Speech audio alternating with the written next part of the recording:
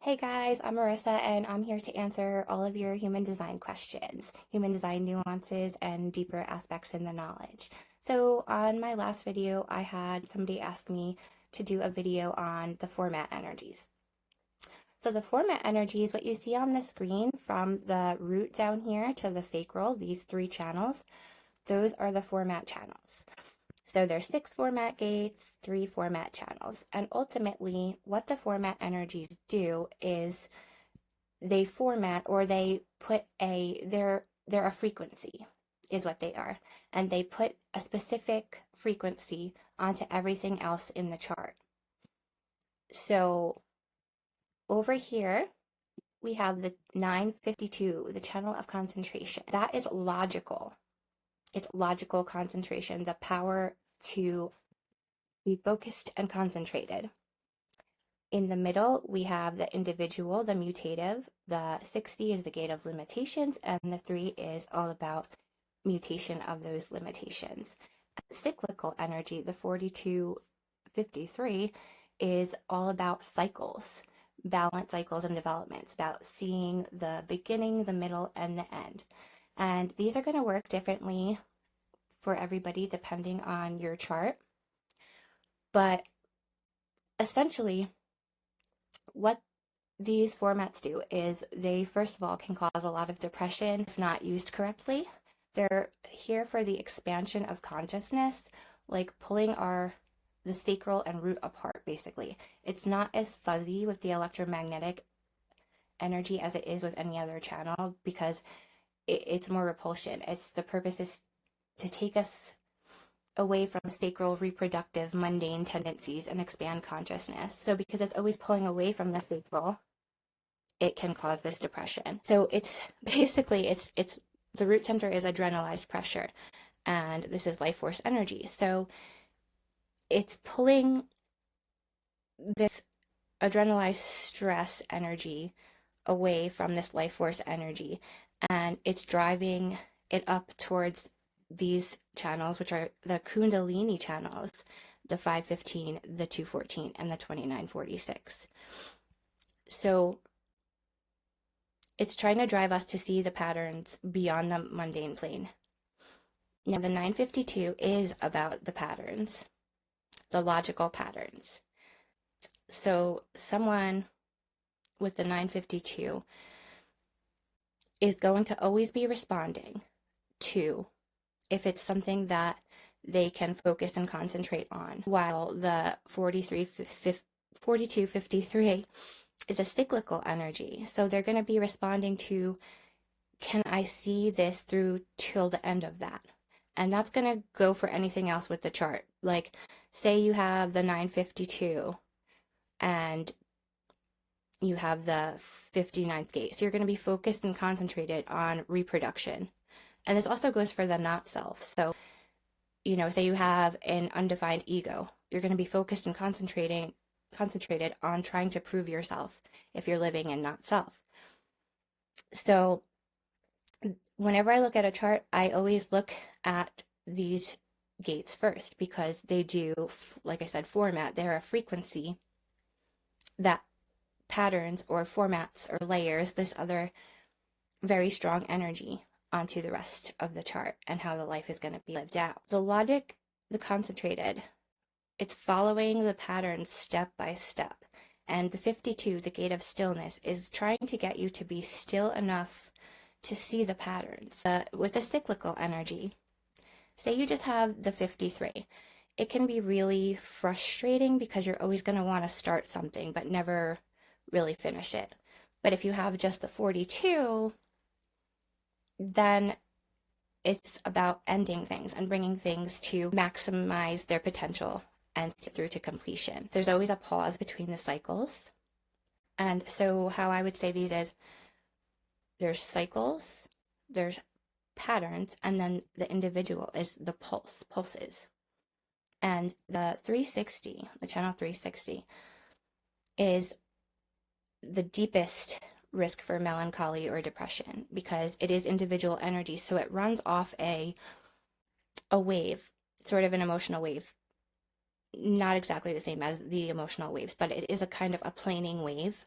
until that mutation hits. So the 60 is all about accepting the limitations of whatever we can't do or whatever we don't have or whatever it is. And then the 3 is always waiting for mutation to make something out of limitation. And the 3 is very interesting because it is what in our genetics gives us our recessive genes, whether they're coming from the mothers, the fathers, the grandparents, or wherever that genetic information is coming from. So there can be kind of depression when there is no mutation, because that's what individuality is here for. It's here for something new. The collective is nothing new under the sun. And so, yeah, there's more often not mutation than there is. So it can be a little depressing if you're not used to this energy and what it's all about. So if you have the gate 60 in the individuality, the limitation, it's a restlessness, but you have to get to the acceptance of the limitation of what you can't do or be. And so if you have the whole channel of the 360, what other activations you have, it's going to put enormous pressure on those activations. It's looking for something explosive, something that can be different. And when that mutation, that aha isn't there, it's deep, deep indecisiveness. But it's about tiny moments of movement. So the individuals just don't know until they know. They stick to what they love and what they love to do. And if you don't know you love it, like, you have to know what you love and build an experience of it. And that's the nature of passion.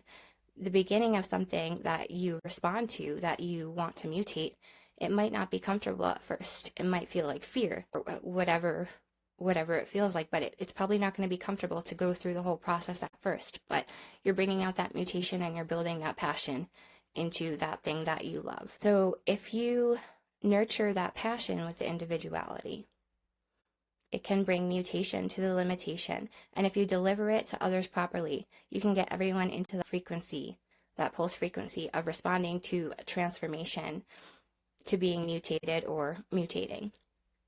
So, like I said, these are not just drivers of energy resource, but they are frequencies that will impact everything else in the circuit.